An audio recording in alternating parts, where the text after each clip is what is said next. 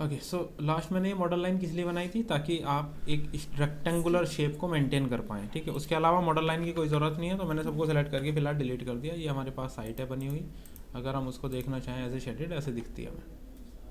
और अगर हम 3D में देख रहे हैं, ये हमारा साइट है।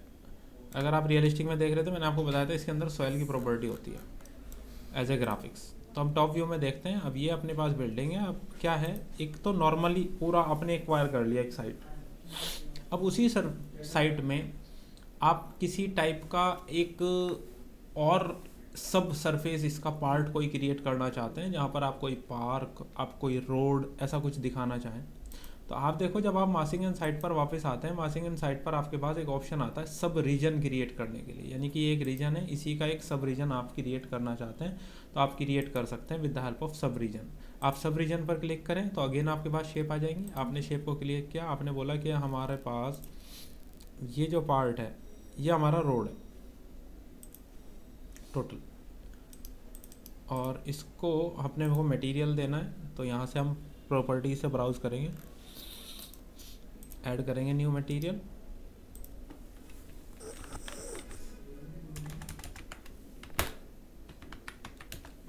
रोड, और यहाँ से एसेट ब्राउज़र ओपन करते हैं।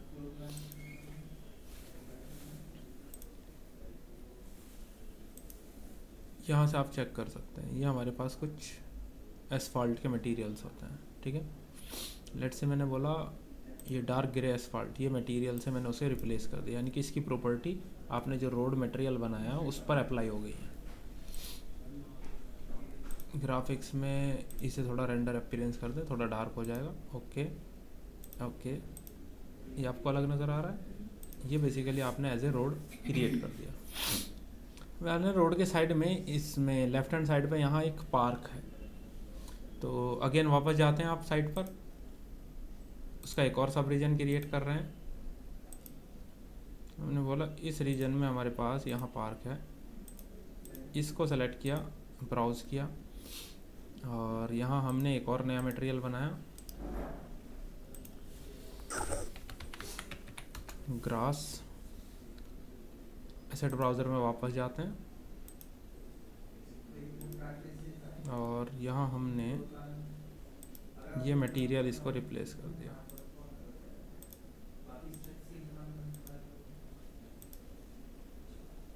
अब आप 3D पर वापस जाएं, ये अपना ग्रास आ गया। तो अगर आप इसको वापस से रियलिस्टिक में चेंज करेंगे तो आप देखो, ये आपका रोड है, ये आपका ग्रास आपको नज़र आ रहा है, ये आपका कंप्लीट आता है। अब आप ये चाहते हो सर ये बहुत ज़्यादा जूम इन करने के बाद दिखाई देता है। हम ये चाहते हैं ये जो मटेरियल है, जो टाइलिंग से नज़र आ रही है दूर से देखने में, इसका साइज़ हम बढ़ाना चाहते हैं किसी मटेरियल का, जो एग्जिस्टिंग आपके पास मटेरियल है। आप उसे सेलेक्ट करें, वापस जाएं मटेरियल पर। ये जो मटेरियल आपने बनाया है, इसके अपीयरेंस में आकर के आप देखो, ये किसी ना किसी इमेजेस से बना हुआ है। इसमें एक तो इमेज यहाँ है जेनरिक पे लगी हुई, एक टिक देखो यहाँ बम्प पे टिक है, इसका मतलब यहाँ भी एक इमेज लगी हुई है। अगर आपको किसी इमेज का एडिट करना है, आप क्या कर सकते हैं, यहाँ पे क्लिक करेंगे तो नीचे एक एडिट इमेज का ऑप्शन होता है। एडिट इमेज पर क्लिक करें, ये साइजेज हैं, ठीक है। मैंने बोला सीधा हमने साइज़ दे दिया लेट से 12 फीट, 12 फीट, डन। इसका साइज़ चेंज किया तो इसका भी चेंज करना पड़ेगा आपको सेम साइज़ में।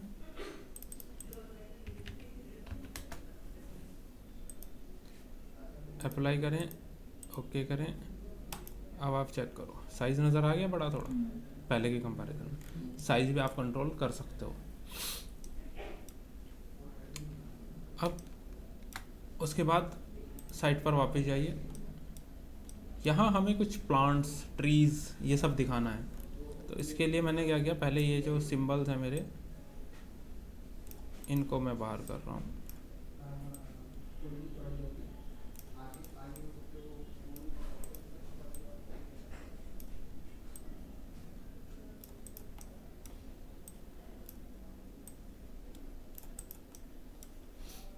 साइट कंपोनेंट का एक ऑप्शन है, आप साइड कंपोनेंट पर क्लिक करो। साइड कंपोनेंट पर क्लिक करने के बाद आप यहाँ देखेंगे कुछ ट्रीज़ के ऑप्शंस हैं जो ऑटोमेटिकली लोड हो गए हैं। उसमें से किसी भी टाइप का ट्री आप सिलेक्ट करेंगे। अब आप इसको प्लेस करना चाहते हैं, आप नंबर ऑफ़ ट्रीज़ को प्लेस कर सकते हैं। उससे क्या होगा, आपको थोड़ा सा डेंस नज़र आएगा एरिया।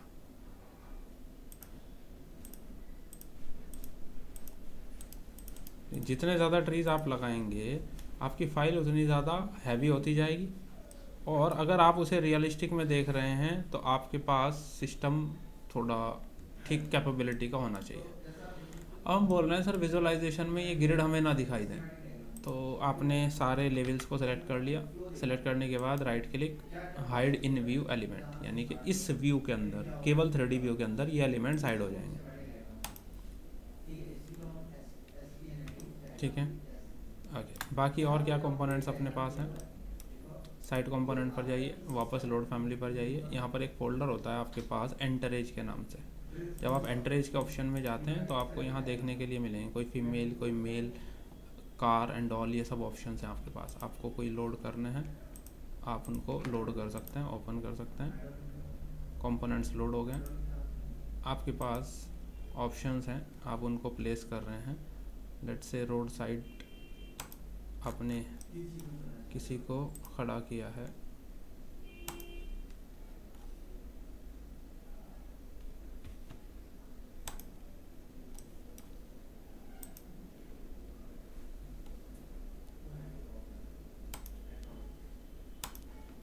तीन दिखाते हैं हम आपको बस।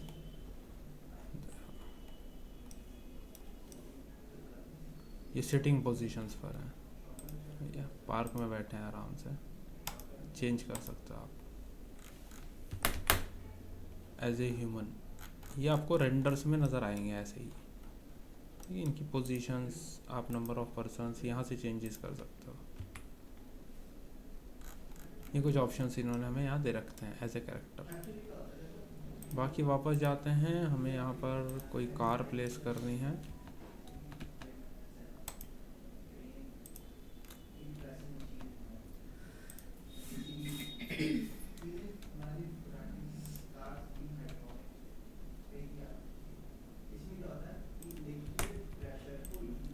सारी कारें जैसी नज़र आ रही है फिलहाल। अब एक एक को डुप्लीकेट करके हम चेंज कर सकते हैं। जैसे फॉर एग्जांपल आपने सेलेक्ट किया, एडिट टाइप, डुप्लीकेट, कोई भी नाम दे दो।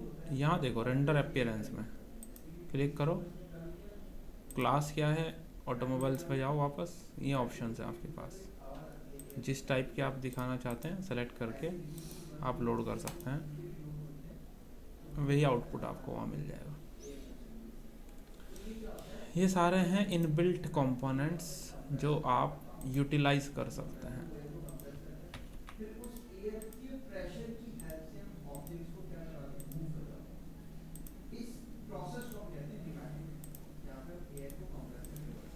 इस टाइप से आप क्या कर सकते हो, क्रिएट कर सकते हो, रिप्लेस कर सकते हो। ये सारे ऑप्शंस आपके पास आते हैं। ठीक है, ऑटोमोबाइल्स।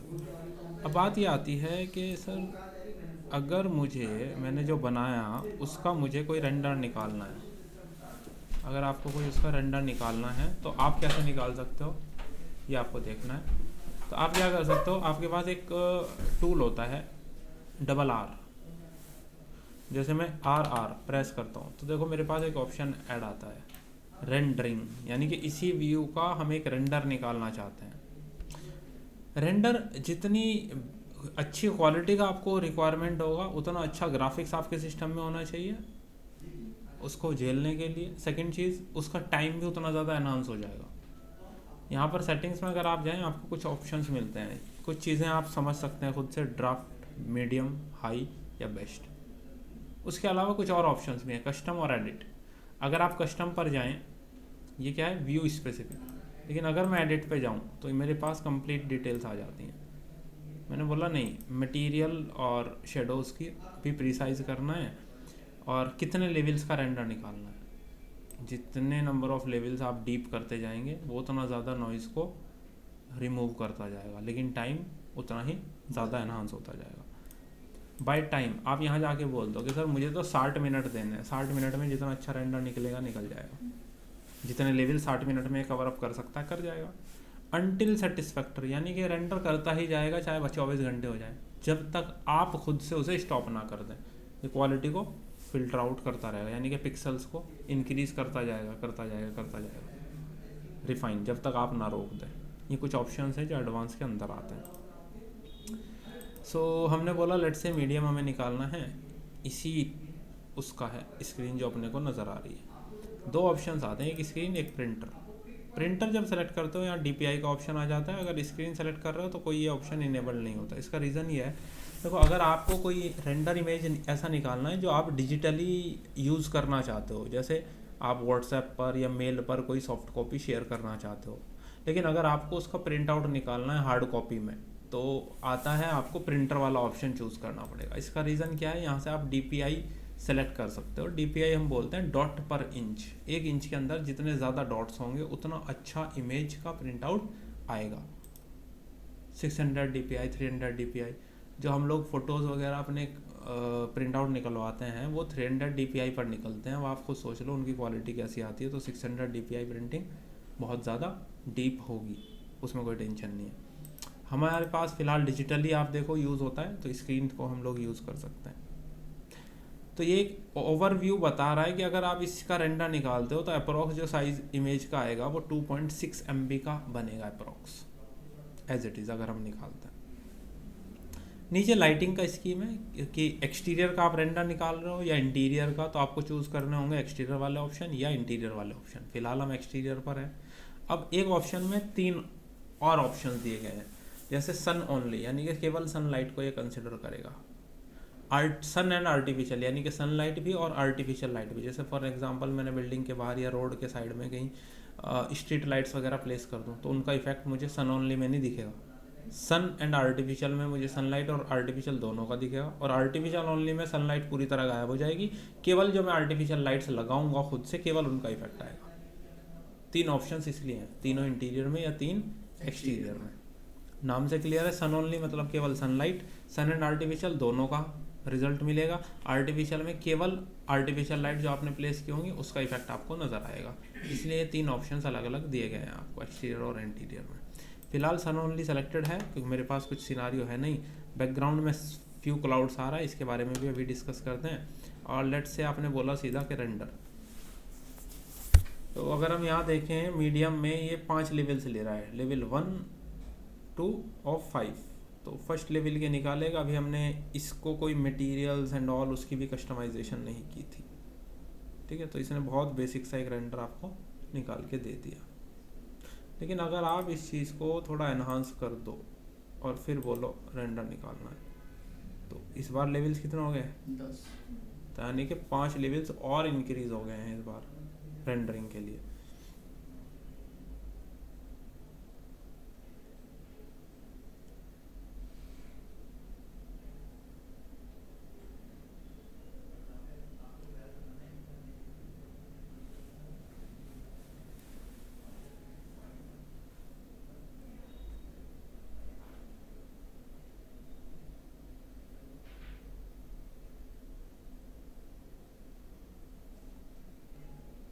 पहली इमेज में और इस वाली इमेज में ये होगा, ये हाई पिक्सलेट होगी फर्स्ट के कंपैरिजन में।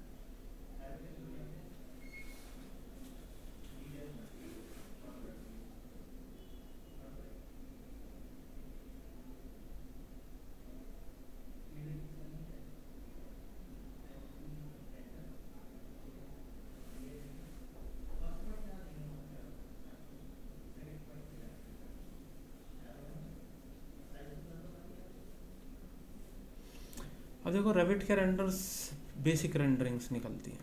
अगर आपको रेंडरिंग पे विजुअलाइजेशन पे ज़्यादा काम करना है तो इसके लिए सजेशन ये होता है कि आप रेविट के डायरेक्ट के बजाय आप कुछ रेंडरिंग इंजन्स को यूज़ करें। जैसे वीरे होता है, आप वीरे का प्लगइन रेविट के साथ इनबिल्ट कर सकते हैं। आपके पास एनस्केप होता है, आप वो कर सकते हैं। या आप देखेंगे रेविट 2022 के अंदर ट्विन मोशन ऑलरेडी इंक्लूड कर दिया गया है एज ए प्लगइन। जब रेविट 2024 आप देखेंगे तो उसके अंदर Twinmotion as a render include कर दिया गया है, ऑटोडेस्क ने इंक्लूड कर दिया है। और बाकी इस फाइल को एक्सपोर्ट करके आप लूमियन में भी ले जा सकते हैं वहाँ रेंडर निकालने के लिए। अब रेंडरिंग जो लूमियन है, लूमियन का कोई प्लगइन नहीं होता रेंडर निकालने के लिए, प्लगइन होता है इस फाइल को एक्सपोर्ट करने के लिए लूमियन फॉर्मेट में, ताकि आप इसे लूमियन में ले जाकर वहाँ मटेरियल्स एंड ऑल वो सब अप्लाई करके रेंडर निकाल सकें। इस काम के लिए लूमियन का प्लगइन होता है, ताकि वो फाइल को एक्सपोर्ट करे, क्योंकि नॉर्मल फाइल होती है .rbt फॉर्मेट की, rbt फॉर्मेट लूमियन में तो एक्सेप्ट नहीं होगा डायरेक्टली, तो वो लूमियन के फॉर्मेट में इसे एक्सपोर्ट करने के लिए एक प्लगइन होता है लूमियन का, वो हम इंक्लूड कर दें तो हम इस फाइल को एक्सपोर्ट कर सकते हैं और फिर लूमियन में ले जाकर इसको रेंडर कर सकते हैं। यहाँ फिर मटेरियल देने का फ़ायदा क्या होता है, जैसे मैंने बोला कि हम लूमियन में जाकर मटेरियल देंगे, यहाँ ये फ़ायदा होता है। देखिए देखो, जैसे फॉर एग्जांपल हमने यहाँ ग्रास है, ग्रास को हमने मटेरियल दिया, अब ये मटेरियल मैंने मल्टीपल जगह यूज़ किया होगा ग्रास, तो मैं एक को सेलेक्ट करूँगा तो जितनी भी जगह मैंने ये मटेरियल दे रखा है लूमियन में, वो सारे मटेरियल बाय सिलेक्शन, मतलब सिलेक्शन बाय मटेरियल मैं सेलेक्ट कर सकता हूँ। तो मैं वहाँ जा कर के लूमियन की लाइब्रेरी से इसके मटेरियल को रिप्लेस कर सकता हूँ। तो मुझे मल्टीपल लोकेशन पे, जैसे ऑटोकैड के अंदर ब्लॉक है, ब्लॉक को आप एडिट करोगे तो हर जगह ऑटोमेटिकली हो जाएगा, तो इसलिए जहाँ एक मटेरियल आपने यूज़ किया होगा उस मटेरियल को जब आप रिप्लेस करेंगे वो हर जगह रिप्लेस हो जाएगा ऑटोमेटिकली। इसलिए बेटर है कि आप मटेरियल रेविट में लगाने के बाद ही वहाँ जाएं, जिससे जब आप अमेंडमेंट करें वो ऑटोमेटिकली हर जगह होता है, आपको इंडिविजुअली हर टारगेट को लोकेट करके चेंजेस ना करना पड़े। ये फ़ायदा है यहाँ मटेरियल देने का। बाकी हाँ, कंपोनेंट्स वगैरह आप चाहें तो बेहतर है यहाँ प्लेस ना ही करें, आप डायरेक्टली वहाँ कंपोनेंट्स के एलिमेंट्स को डायरेक्टली प्लेस कर दें, यानी कि रेविट को आप यूज़ करें बिल्डिंग का मॉडल क्रिएट करने के लिए जनरल, और जो कंपोनेंट्स का काम है, कंपोनेंट्स प्लेसमेंट्स, वो सारा आप रेंडरिंग इंजन के थ्रू करें। किसी भी टूल की हम बात कर लें, चाहे वो आप वीरे यूज़ कर रहे हो, एनएस्केप यूज़ कर रहे हो या लूमियन यूज़ कर रहे हो, वो मैटर नहीं करता, आप कंपोनेंट्स उन्हीं के डायरेक्टली क्या कर सकते हो, प्लेस कर सकते हो।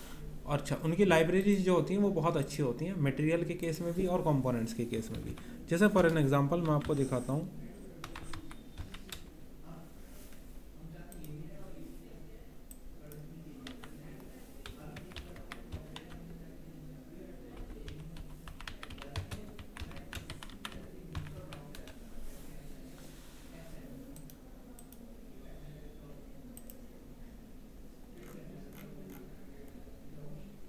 जैसे आप देखो एसेट लाइब्रेरीज,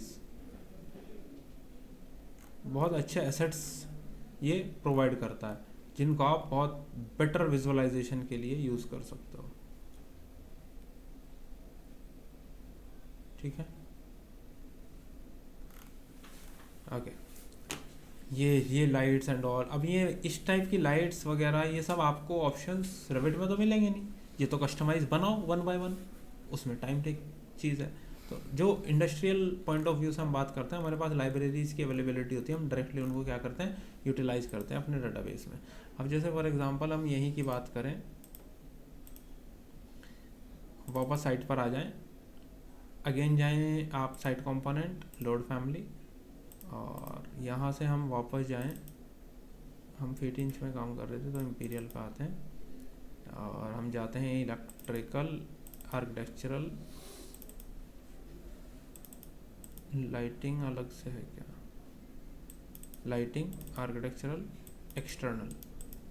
तो आप देख सकते हो आपके पास दो तरह के लाइट्स हैं एक्सटीरियर में, एंटिक और स्ट्रीट, दोनों को ओपन कर लेते हैं। अब वो यहाँ लोड नहीं होंगे क्योंकि वो साइट कंपोनेंट की कैटेगरी में काउंट नहीं होते, तो आप वापस आर्किटेक्चर टैब में ये कंपोनेंट्स हैं, आप यहाँ आ सकते हैं, वापस से उन दोनों को लोड कर लीजिए, हो गए लोड। अब आप देखिए आपको कौन सा यूज़ करना है, ये ऑप्शंस आपके पास हैं एंटीक के, और नीचे आपके पास लाइट्स हैं स्टैंडर्ड। लेट से मैंने 400 वाट का हेलोजन लाइट ये प्लेस किया और मैंने उनको यहाँ प्लेस करना स्टार्ट किया कुछ,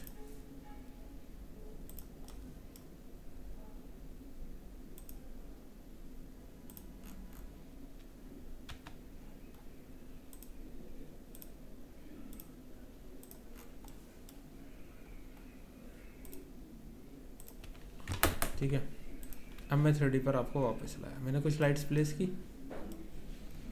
अब लाइट्स प्लेस करने के बाद मैं आपको दिखाता हूँ वापस से डबल आर।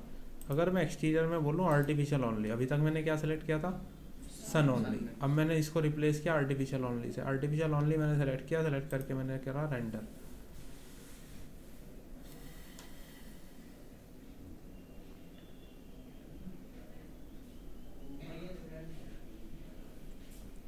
आपको यहाँ कुछ लाइटिंग नज़र आ रही है बस इस पार्ट में थोड़ा थोड़ा, बाकी सब जगह डार्क है। अब उनकी कैपेसिटी बहुत कम है साइज़ के हिसाब से, तो आपको उतना नहीं दिखेगा। तो आप क्या कर सकते हो, हमने बोला सर हमें पूरे का रेंडर निकालना ही नहीं है, हमने बोला हमें बस आप एक रीजन यहाँ से देखो, रेंडर की साइड में रीजन को एक्टिवेट किया, एक ये रेड कलर की लाइन आ गई, इसको सेलेक्ट किया और हमने बोला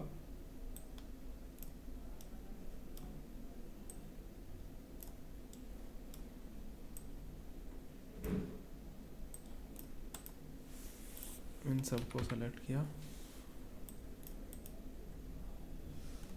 इससे बड़ी कैपेसिटी अपने पास है नहीं।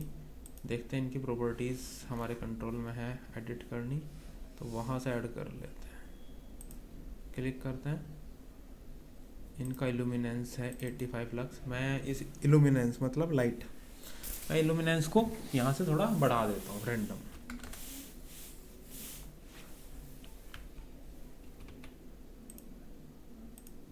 मैंने इल्यूमिनेंस को बढ़ाया, अप्लाई किया, ओके किया।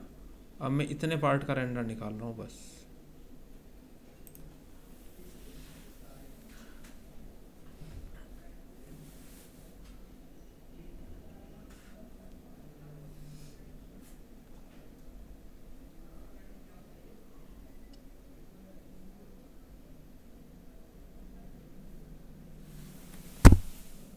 कुछ दिखाई दे रहा है? नहीं, आपको रेड कलर की कार दिखाई दे रही है बस, बहुत मामूली सी होगी।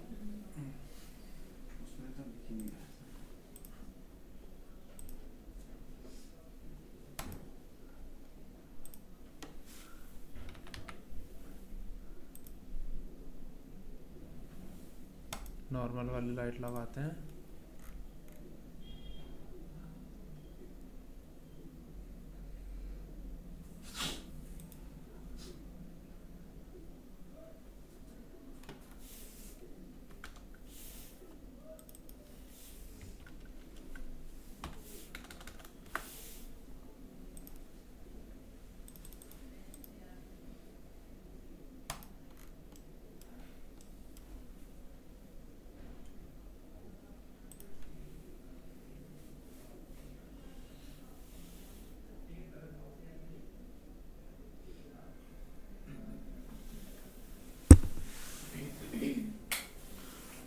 अब कुछ दिखाई देना शुरू हुआ।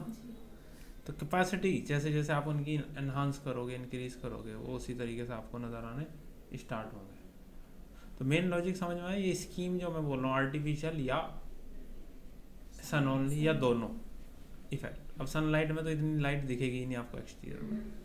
अब इसका मैं एग्जांपल देने के लिए आपको ले जाते हैं हम कहीं इंटीरियर में। जैसे फॉर एग्जांपल हम बात करें लेवल 2 पे अपने पास ये एक प्लान है, और यहाँ हमने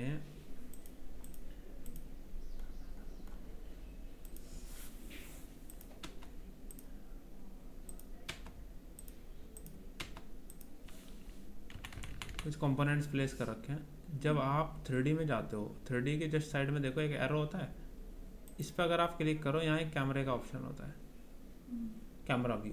मैंने कैमरे को सेलेक्ट किया, मैंने बोला हम यहाँ खड़े हैं, यहाँ खड़े हो गए, मैं इधर देख रहा हूँ ऐसे, क्लिक, ये व्यू दिख रहा है। अच्छा, ये कटिंग कर रहा है कुछ क्लिपिंग को, मैंने बोला यहाँ से क्लिपिंग को क्रॉप मत करे, भी पूरा दिखाए। प्रॉपर्टीज से एक्सटेंड्स हटा दिया। अभी अगर आप नॉर्मली देखो तो ऐसा कुछ है, इंटीरियर में हो आप। अब अगर आप डबल आर एंटर करोगे तो अब आप ये ऑप्शन यूज़ कर सकते हो, इंटीरियर में सन ओनली, सन एंड आर्टिफिशियल या आर्टिफिशियल। अब आर्टिफिशियल तो आप यूज़ ही नहीं कर सकते, लाइट नहीं है, तो केवल सन ओनली में आप एक बार एक रेंडर देख लो, आपको क्लियर हो जाएगा कि इंटीरियर के ऑप्शन एंड एक्सटीरियर के ऑप्शन।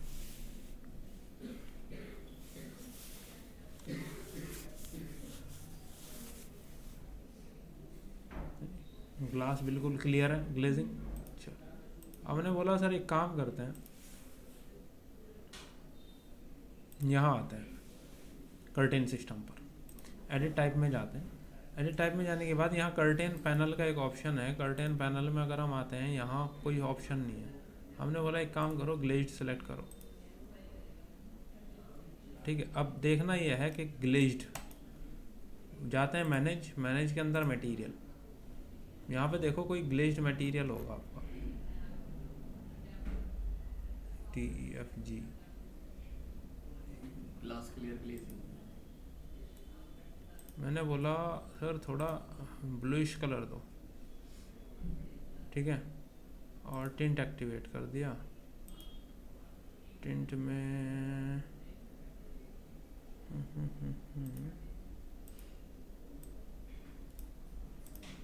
यही कलर डालो,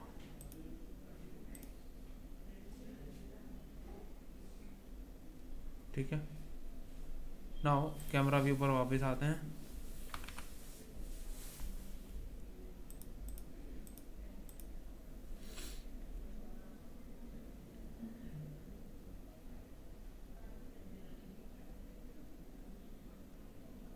तो मटेरियल इफेक्ट्स आपको उसी तरह नज़र आएंगे आप, क्योंकि उनमें ब्लूइश शेड है।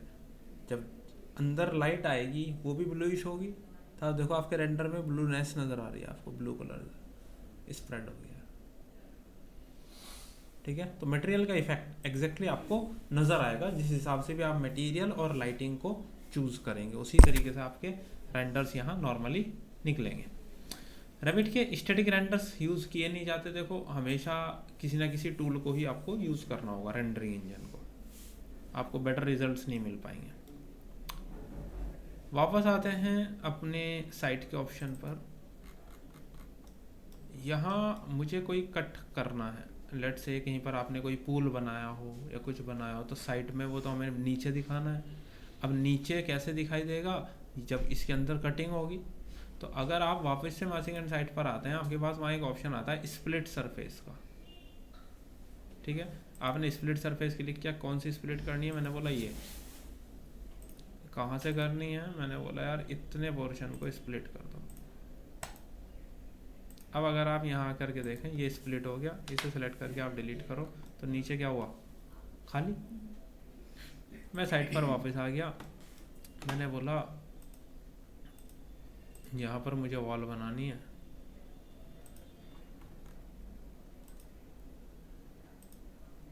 फिनिश फेस एक्सटीरियर, लेवल 2 पर है हम, हाइट नहीं डेप्थ में जाना है, नीचे जाना है लेट से 8 फीट।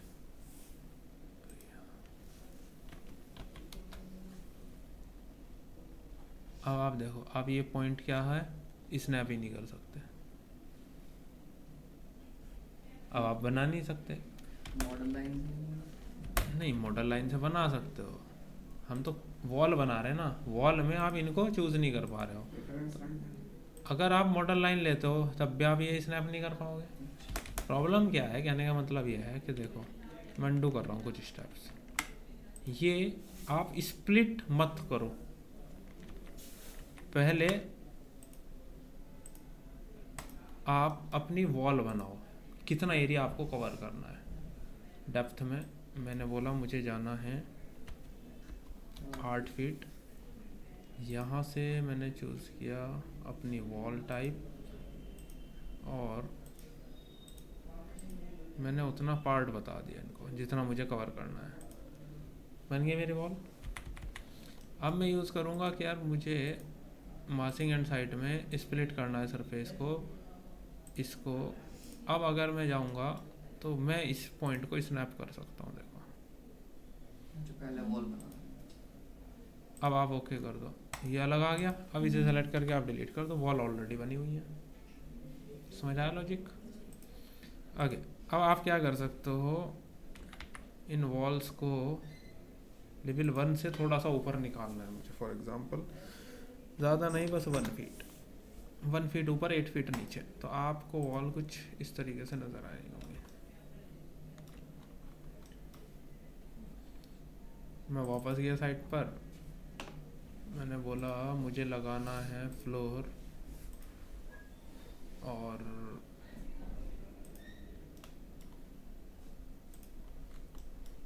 स्लोप के साथ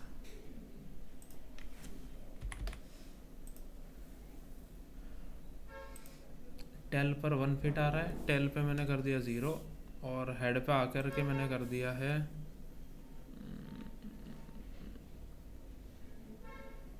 नीचे डाउन, ऊपर कर दें, चलो 8 फीट लिया था ना, 3 फीट ऊपर कर दो। तो वहाँ डेप्थ है 8 फीट की, यहाँ डेप्थ रह जाएगी 5 फीट की। ठीक है, थोड़ा धीरे धीरे जैसे पूल में रहती है। जैसे पूल में रहती है। अब अगर आप ध्यान से देखो, आपने ये बना दिया टॉप पर क्योंकि साइड पर यही था। अब आपने इसको कितना नीचे ले जाना था जी? 8 फीट। 8 फीट।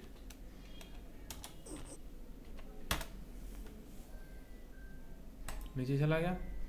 अब मैंने चारों वॉल सेलेक्ट किया, अटैच बेस किसके साथ? इसके साथ। वॉल फिक्स्ड हो गई। अब आपको वॉल नीचे नहीं दिखेंगी, देखो अटैचमेंट हो गया कम्प्लीटली।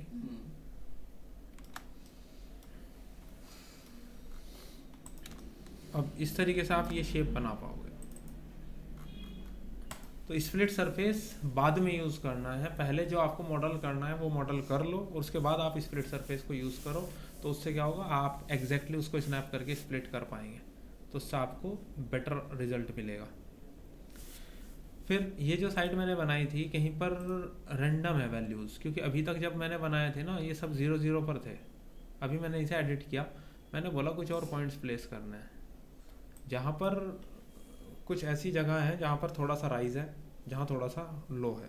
मैंने बोला 1 फीट का राइज है, कहाँ? इस एरिया में, यहाँ, यहाँ और यहाँ 1 फीट का। फिर मैंने बोला -2 फीट है इसके आसपास। फिर मैंने बोला 3 फीट की हाइट है इस एरिया में। तो आप देखो आपका जो टोपो सरफेस है वो मॉडिफाई हो रहा है। कैसे मॉडिफाई हो रहा है? जैसे वैल्यूज़ आप बता रहे हो, लेकिन उसको एनालाइज करना आपके लिए बहुत बड़ा चैलेंज होगा। देखो, देख पा रहे हो राइज आपको मिल रहा है, डाउनफॉल आपको मिल रहा है जैसे जैसे वैल्यूज़ आपके पास आ रही है। होता क्या है, जब किसी साइट का सर्वे किया जाता है, सर्वे पॉइंट्स होते हैं, उन सर्वे पॉइंट्स को आप डायरेक्टली इंपोर्ट करके भी टोपो सरफेस बना सकते हो। जैसा भी आपके पास इनपुट फाइल्स होंगी उसी के अकॉर्डिंग आपके टोपो सरफेस बन जाएगा। जैसे अभी तो आपने 4 पॉइंट्स लेकर के केवल टोपो सरफेस बना दिया था। जब आप वापस जाओगे टोपो सरफेस में, यहाँ एक ऑप्शन होता है इंपोर्ट इंस्टांस या पॉइंट फाइल। जब इंपोर्ट इंस्टांस पे क्लिक करो तो ये कह रहा है कोई फाइल इंपोर्टेड नहीं है। इसका मतलब क्या है, जैसे आपके पास अगर कोई कैड फाइल है बनी हुई जिसके अंदर टोपोग्राफी या लाइंस सारी क्रिएटेड है, आप पहले इंसर्ट टैब में जाओ, इंपोर्ट कैड का एक ऑप्शन है, यहाँ वो कैड फाइल इंपोर्ट कर दो। जब कैड फाइल इंपोर्टेड रहेगी और वापस से आप जा करके ये ऑप्शन यूज़ करोगे टोपो सरफेस ये वाला, तो वो इंपोर्टेड फाइल सेलेक्ट करने का ऑप्शन देगा। आप सेलेक्ट करके और उसे इंपोर्ट कर दो, उसके अकॉर्डिंग ये टोपो सरफेस बना देगा अपने आप। अगर कोई पॉइंट फाइल है यानी कि XYZ के फॉर्मेट्स में पॉइंट, तो आप यहाँ करोगे, वो पूछेगा फाइल कहाँ है। 2 ही फॉर्मेट्स हैं, CSV या TXT। उसमें से जो भी फाइल आपके पास होगी आप उसे सेलेक्ट करो और इंपोर्ट कर दो, तो उसके पॉइंट्स के अकॉर्डिंग वो टोपोग्राफी को अपने आप क्रिएट कर देगा, टोपो सरफेस बना देगा। ये 2 ऑप्शंस होते हैं जहाँ कैड फाइल से या पॉइंट्स डाटा से टोपो सरफेस क्रिएट कर सकते हैं। ये मैं नेक्स्ट लेक्चर में भी आपको दिखा दूंगा, क्योंकि सैम्पल फाइल्स मेरे पास लैपटॉप में पड़ी हुई हैं, ठीक है, उसमें हम लोग टोपो सरफेस बना सकते हैं। फिर यहाँ एक ग्रेडेड रीजन होता है,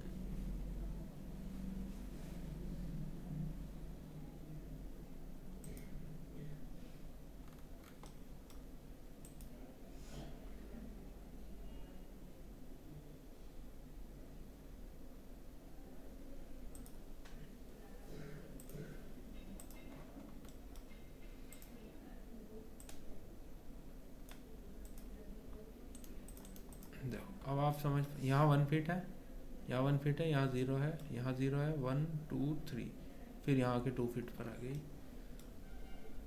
ग्रेडेड रीजन्स हम लोग अगर एनालाइज करना चाहें डिटेलिंग पर्पस के लिए, हालांकि ये फाइल्स आपकी कैड फाइल्स ही होती हैं इन जनरल, रेविट पे बहुत रेयरली ये दिया जाता है। 3D में आपको कोई फ़र्क नहीं नज़र आएगा। अब ये पूरा इसलिए आ गया क्योंकि ग्रेडेड रीजन हमने उसी के ऊपर ओवरराइट करके बना दिया, ठीक है। डिटेलिंग पर्पस के लिए मुझे ये दिखाना था बस ग्रेडेड रीजन हम किस लिए बनाते हैं। तो आप देखो सारे में वेरिएशन दिख रहा है आपको पॉइंट्स का, क्योंकि जो अप्स एंड डाउन्स आपने बनाए हैं उसका इफेक्ट तो ओवरऑल साइड पर आएगा, वही आपको यहाँ नज़र आ रहा है, ठीक है। मेजरली इतनी चीज़ें हैं जो आपको कवर अप करनी ज़रूरी हैं, पता होनी ज़रूरी है, आप किस तरीके से कर सकते हैं। बाकी पॉइंट्स, डाटा फाइल्स इंपोर्ट करना और उनको कैसे कन्वर्ट करना है वो मैं आपको नेक्स्ट लेक्चर में 5-10 मिनट के अंदर अंदर एक्सप्लेन कर दूंगा दोबारा से फाइल्स के साथ ये कैसे हैं। बाकी एक कोई मासिंग का थोड़ा कॉम्प्लेक्स सा मॉडल बना लेंगे, उसके अलावा टूल्स में कुछ नया नहीं अब जो हम यहाँ चाहें, ठीक है। इसके अलावा फैमिली क्रिएशन से हमें एक मासिंग पढ़नी पड़ेगी जिससे आपको फैमिली के कुछ कंपोनेंट समझ आएंगे, हम क्यों यूज़ करते हैं, पैटर्न कैसे बनाते हैं। क्योंकि अभी तक आपने जितने ही बनाया यहाँ केवल ग्लासेस हैं, कहीं भी बीच में मूलियंस वगैरह ऐसा कुछ नहीं है ना लगा हुआ। तो प्रैक्टिकली आप को बिल्डिंग ऐसे थोड़ा ना दिखती है, मूलियंस वगैरह भी होते हैं। तो उसके साथ में आप कैसे क्रिएट करोगे वो चीज़ें हम लोग एक बार गो थ्रू कर लेंगे कम्प्लीटली। टूल्स अपने मेजरली इतने हैं मासिंग एंड साइट को लेकर जिनको हमें पढ़ना है, ठीक है। आज यहाँ पर हम लोग इसको क्लोज करते हैं।